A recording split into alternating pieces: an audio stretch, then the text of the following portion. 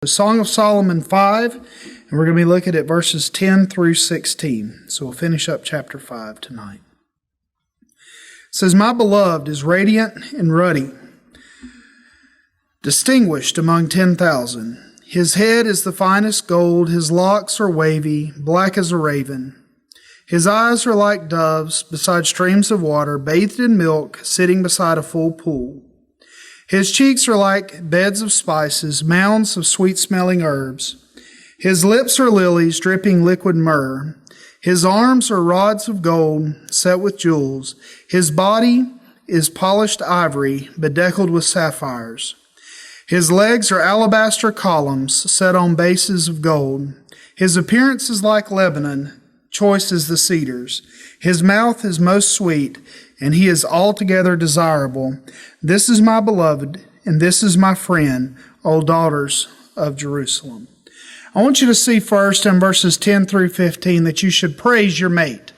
You should praise your mate. You should praise the people that you have relationships with, whether it's a familiar relationship, a relationship with a spouse, whether it's a relationship with somebody that you have with your, with just a friend or whoever it is. If you have a relationship with them, you'll find out pretty quickly that you can catch more flies with honey than with vinegar. Have you ever heard that saying before? Catch more flies with honey than with vinegar.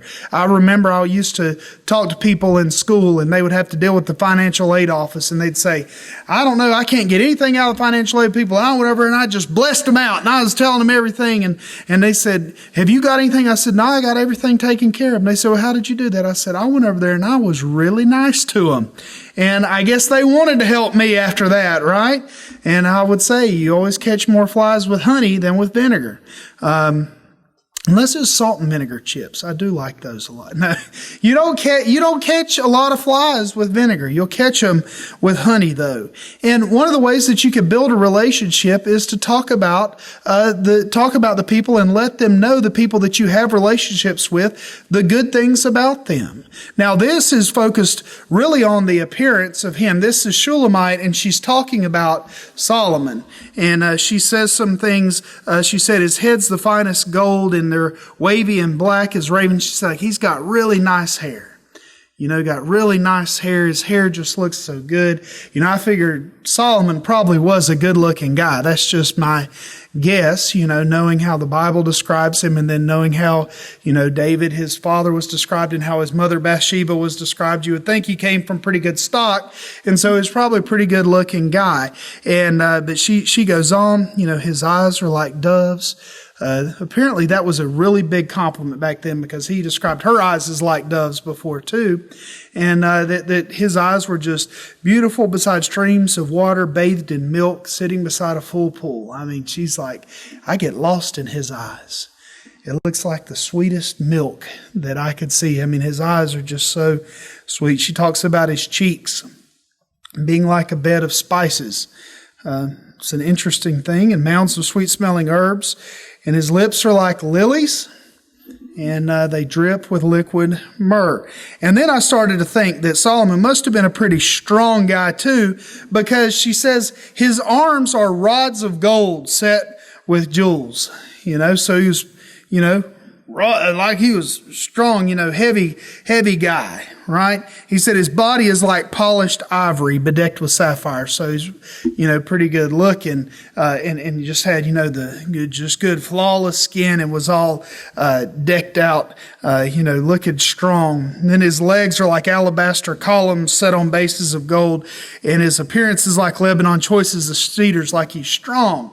I kind of thought, what if somebody was writing that about me? Maybe they would say, his belly is like pig fat, his legs are like lard. I don't know what they might say, but I would hope that if Martha wrote this, that she would write something as nice about me, and maybe she could say that, my legs are like alabaster columns. They are when I first start wearing shorts in the summer. They're really white, like ivory. So maybe that's what this was. Maybe he just didn't tan very well. But, the point is, she says some really nice things about him. She points out the things about him that she likes. She says, I look at your eyes, and they're beautiful. And I look at your arms, and man, they're like rods of gold. They're just so good, so nice. And I like that. It doesn't always have to be about the appearance, though. It looks good. Doesn't it feel good after you get your hair did? When somebody says, well, I really like what you've done with your hair. Doesn't that feel good? It feels good. It makes you feel good. I need a haircut bad. I had somebody tell me today, I think you've grayed 3 shades in the last 2 weeks. And I said, well, thanks a lot. I said, it's because I need a haircut. I said, I'm having to kind of push it back a little bit so you can see the gray. Right now, it's usually hidden under the rest of it. But, it's nice when you say something like that. Or, I like the shirt you got on. Or I like, your dress is nice. Whatever it is, that's nice. But also to talk about things that are more than just the appearance. Telling somebody, you ever see, like, even when we're toddlers, we get it. When you tell a toddler they're good at something, you could just see them. And it gives them confidence to do something else, right? And we never lose that. We never lose that as human beings. So when we get the compliment, it helps us to go. And so when we love somebody, we should be telling them compliments like that to help them carry on. You tell them when you see somebody does good stuff, don't just think to yourself, gosh, they did a good job. Tell them. Or gosh, they did that. Tell them. Just go ahead and tell them. It's quick. We're quick to tell them when it's something we didn't like, but we need to tell them when we do like it as well. Because you need to praise your mate. Praise the people that you're in a relationship with. And then in verse 16, number 2, desire your mate. She said, his mouth is most sweet, he is altogether desirable. If a relationship's going to work, you got to want to be with them. You got to want to be with that person. If a marriage is going to work, you got to want to be with that person. It doesn't work if you're not wanting to be with each other. I've seen where people try to make a marriage work and they see each other about 30 minutes every 2 weeks. It's not going to work. It's not going to work. They always say absence makes the heart grow fonder. Sometimes absence makes the heart go yonder. And that's what can happen. You want a desire to want to be with each other. Martha and I had this thing for a long time. We was just like, we were not going to spend a night where we were not together. And we did that for a long time. But now with the kids and job things, every once in a while we have to do it. It's not very often. I don't like it when it happens.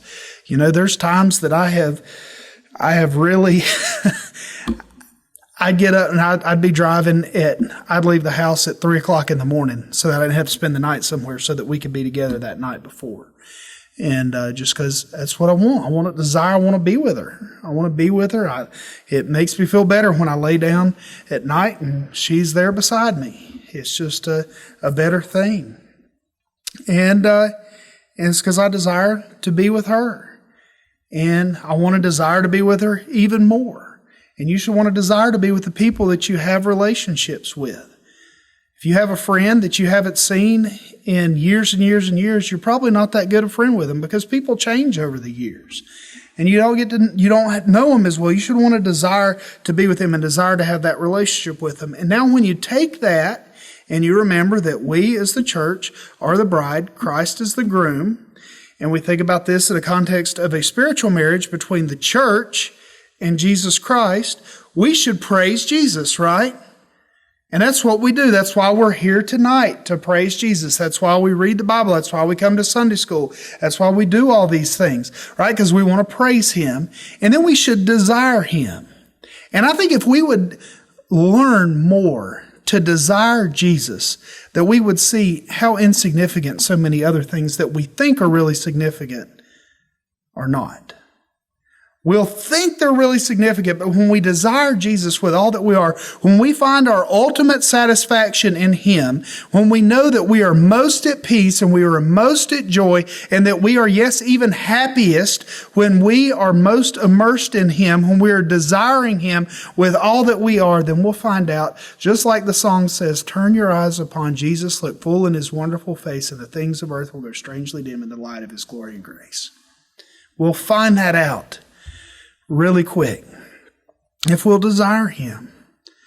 I think that's something, sometimes we see Jesus as someone that is just so separate and so apart and so holy that we can't even approach him. But the thing is despite how separate he is, and despite how righteous he is, and despite how holy he is, he wants us to desire him. He wants us to have that closeness and that relationship with him because he wants to build it up. Jesus wants to be with us, and we should want to be with him. He wants to be with his bride, and we are his bride. The church is his bride, and we should desire him. Just the same way Shulamite desired Solomon, we should desire him and want to be with him. So praise Jesus and desire Jesus. You'll find out that you'll have so much more peace, so much more joy if you desire him above all others and all other things. Any comments or questions?